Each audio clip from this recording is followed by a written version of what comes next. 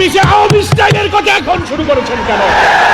খুব সাবধান হয়ে কথা বলবেন। কোন জায়গায় হাত দিয়েছেন? ধর্ম ব্যবসায়ী আমরা। ভোট যখন আসে তখন টুপি কিনে মসজিদে যান, এটাই হলো ধর্ম ব্যবসা। একটু আগায় তো আরেকটা ঝামেলা। তাহলে বাংলাদেশের সরকার, অন্তর্বর্তীকালীন সরকারকে একটি অবাধ, একটি নিরপেক্ষ গ্রহণযোগ্য নির্বাচনের পথে যেমন ষড়যন্ত্র আছে, তেমনি আওয়ামী লীগ পতিত স্বৈরাচার বিদায় নেওয়ার পরেও এখন আওয়ামী লীগ রাজনীতির ময়দানে নেই, তারা পালিয়ে গেছে। 300 এমপি, এত মন্ত্রী কেউ খুঁজে পাওয়া যাচ্ছে না। ওরা জামাত ইসলামীকে যেভাবে দমন করে ফাঁসি দিয়ে আওয়ামী স্টাইলে জামাতের বিরুদ্ধে লেগেছিল, আওয়ামী লীগ রাজনীতির ময়দান থেকে হারিয়ে গেল। এখন নতুন করে ষড়যন্ত্র হচ্ছে, শুধু দেশের বিরুদ্ধে নয়, জামাতের বিরুদ্ধে আওয়ামী স্টাইলে বিরোধিতা শুরু হয়েছে। আমরা ওই সমস্ত ষড়যন্ত্রকারীদের বলতে চাই, আওয়ামী লীগ ক্ষমতা রাজনীতি থেকে বিদায় নিলেও আপনারা যারা আওয়ামী স্টাইলে আবার জামাতের সমালোচনা শুরু করেছেন, আপনাদের কথার বন্ধ থেকে, কথার ভেতর থেকে কিন্তু ফ্যাসিবাদের গন্ধ পাওয়া যায়। ওরা জামাত ইসলামীকে ধর্ম ব্যবসায়ী বলেছিল, ওরা স্বাধীনতা বিরোধী বলেছিল, ওরা 71 বলেছিল। আপনি সে আওয়ামী স্টাইলের কথা এখন শুরু করেছেন কেন? জামাত ইসলামের বিরুদ্ধে যারা ষড়যন্ত্র করেছে, ইতিহাসে তারা পতিত স্বৈরাচার হয়ে বিদায় গ্রহণ করেছে। খুব সাবধান হয়ে কথা বলবেন। কোন জায়গায় হাত দিয়েছেন? যে মহান আন্দোলনের প্রতি আল্লাহর করুণা এবং ক্ষমা, বড় বড় শক্তিধররা এই আন্দোলনকে নির্মূল করার চেষ্টা করে নিজেরাই নির্মূল হয়ে গেছেন। আপনারা সেই অপরিণামদর্শী পথে পা বাড়াবেন না, আপনাদেরকে কিন্তু সেই পথেই হয়তো পরিণাম ভোগ করতে হবে। ধর্ম ব্যবসায়ী আমরা না, আমরাই বরং ধর্মকে মানি এবং ধর্মের ভিত্তিতে, ইসলামী আদর্শের ভিত্তিতে জীবন গড়ি এবং সমাজ গড়তে চাই। আমরা ধর্ম ভিত্তিক রাজনীতি করি। আর যারা ব্যক্তিগত জীবনে, পারিবারিক জীবনে, সামাজিক জীবনে ধর্ম মানেন না, কিন্তু ভোট যখন আসে তখন টুপি কিনে মসজিদে যান, এটাই হলো ধর্ম ব্যবসা। সারা বছর নামাজ নাই, রোজা নাই, দান নাই, খয়রাত নাই, ভোটের সময় আসে নতুন পাঞ্জাবি, নতুন টুপি, ঘন ঘন মসজিদ, পকেটে আতর, যায় নামাজ, মাশাআল্লাহ, সুবহানাল্লাহ, ইন্নালিল্লাহ, আলহামদুলিল্লাহ, মুসাফা, কুলাকুলি। এইটার নাম হলো ধর্ম ব্যবসা। আমরা ভোটের সময় ধর্ম মানি না, সারা বছর 12 মাস আল্লাহর গোলামি করি, 12 মাস আল্লাহর ইবাদত করি। ভোটের মৌসুম সামনে রেখে যারা ইবাদত করেন, তারাই হচ্ছেন ধর্ম ব্যবসায়ী। স্বাধীনতার 53 বছর পর স্বাধীনতার পক্ষ বিপক্ষ ধোয়া তুলে জামাত ইসলামীকে যদি সাইজ করতে চান, তো যারা সাইজ করতেছেন তারাই সাইজ হয়ে গেছে। স্বাধীনতার 53 বছর পর এই জাতির মধ্যে কোন প্রশ্ন তুলে অনৈক্য বিভেদ তৈরি করার এই ষড়যন্ত্রকে আমরা দেশের বিরুদ্ধে ষড়যন্ত্র মনে করি।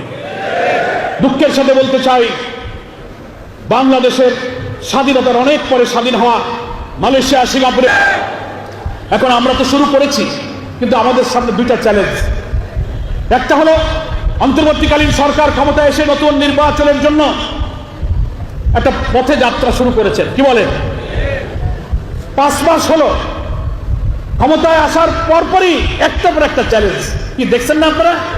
4টা প্রতি বিপ্লবের চেষ্টা করা হয়েছে। পাল্টা কু, জুডিশিয়াল কু, আনসার কাণ্ড, এই দাবি সেই দাবি, হিন্দু মুসলিম বৌদ্ধ ভাইদেরকে নিয়ে রাজনৈতিক খেলা, সচিবালয়ে আগুন।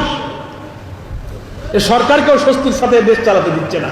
সহ অসংখ্য নেতাদেরকে গ্রেফতার করে বৃদ্ধ বয়সে তিলে তিলে কারাগারে মৃত্যুর মুখে ঠেলে দেওয়া হয়েছে এবং আমাদের প্রিয় 5 জন নেতাকে ফাঁসিতে ঝুলে হত্যা করা হয়েছে। আমাদের সব আন্দোলন সংগ্রামকে তছনছ করে দিয়ে আমাদেরকে তারা মনে করেছিল যে এদেশে শুধু হাসিনাই যতদিন বেঁচে থাকবে সেই শুধু দেশ শাসন করবে। মানুষ হতাশ হয়ে গিয়েছিল। 3টা নির্বাচনে মানুষ ভোট দিতে পারে না, কোনো আন্দোলন সফল হয় না, হরতাল সফল হয় না, বিক্ষোভ সফল হয় না, জোট সফল হয় না। মানুষ আমাদের আপনাদের রাস্তাঘাটে দেখলে জিজ্ঞেস করতো যে আপনারা কি করলেন, এর বোধহয় আর যাবে না, এর মরে না যাওয়া পর্যন্ত বিদায় হবে না। কি এরকম কথা বলতো না? কত মানুষ যে চোখের পানি ফেলেছে, সেজদায় গিয়ে অশ্রুসিক্ত হয়েছে। দেশে বিদেশে প্রবাসী বাংলাদেশি এবং ইসলামী আন্দোলনের বন্ধুরাও আমাকে ফোন করে বলেছে, কাবার চত্বর আল্লাহর কাছে গিয়ে কেঁদেছে আল্লাহর ঘর ধরে। এই জালেম থেকে আল্লাহ তুমি দেশকে হেফাজত করো। কত মা, কত স্ত্রী, কত শিশুর চোখের পানি, কত বাপ হারা, স্বামী হারা, সন্তান হারা পিতার চোখের পানি এই জমিনে পড়েছে। আপনারা আমরাও জুলুমে জুলুমে আমরা যখন অতিষ্ঠ হয়ে যাচ্ছি, কারাগারগুলো যখন ইসলামী আন্দোলনের কর্মীতে কারাগারগুলো পরিপূর্ণ হয়েছে, একের পর এক শাহাদাত হচ্ছে, মানুষ বাড়ি ঘরে থাকতে পারছে না, ব্যবসা বাণিজ্য, চাকরি বাকরি, আমাদের সোলার ছেলেদের লেখাপড়া সব তছনছ হয়ে যাচ্ছে। একটা কালো যুগ আমরা পার করছিলাম। নিজেরাই যখন আল্লাহর কাছে নামাজ পড়ে অবসরে আল্লাহর কাছে ইবাদত করেছি, হাত পেতে মুনাজাত করেছি, আপনারা আমরা কত কাকুতি বিনতি করে, কাউকে বলা যায় না, শুধু আল্লাহকেই বলা যায়। এমন করে আমরা আল্লাহকে বলেছি, আল্লাহ এই জাতিকে তুমি উদ্ধার করো, আমাদের নেতাদের এই শাহাদাতকে তুমি কবুল করো। আমরা জানি না আল্লাহ তাআলা কার চোখের পানি কবুল করেছেন, কার ইখলাসকে কবুল করেছেন, কার ফাঁসিকে, কার শাহাদাতকে মঞ্জুর করেছেন আমরা জানি না। কিন্তু 24-এর 5 আগস্ট আসমানের মালিক আমাদের রব আসমান থেকে জাতির জন্য করুণা এবং রহমতের ধারা নাজিল করলেন। আলহামদুলিল্লাহ। হাসিনা যা ইচ্ছা করেছিল, হাসিনার ইচ্ছা পূরণ হয়নি।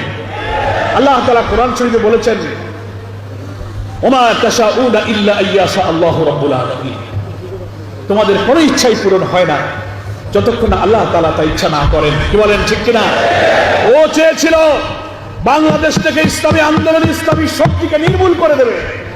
যতদিন বেঁচে থাকবে কর্তৃত্ববাদী ফ্যাসিস্ট, সে একাই শাসন করবে। তার দল, তার পরিবার, তার সিন্ডিকেট ছাড়া ব্যবসা বাণিজ্য, চাকরি, পেশা, লেখাপড়া, ঠিকাদারি, কর্তৃত্ব আর কারো চলবে না, সেই শুধু করবে। এই কর্তৃত্ববাদী ফ্যাসিবাদের দিকে দেশ ধাবিত হয়েছিল। কিন্তু 17-18 বছরের চোখের পানি আন্দোলন, কষ্ট ত্যাগ, নিরপরাধ নিরীহ আল্লাহর নেক বান্দাদের ফাঁসিতে ঝুলিয়ে হত্যা করা হয়েছে।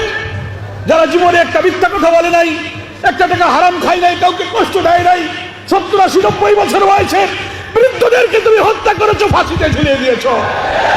আল্লাহর আরশ কেঁপে উঠেছে, কিন্তু হাসিনার হৃদয় কাঁপেনি।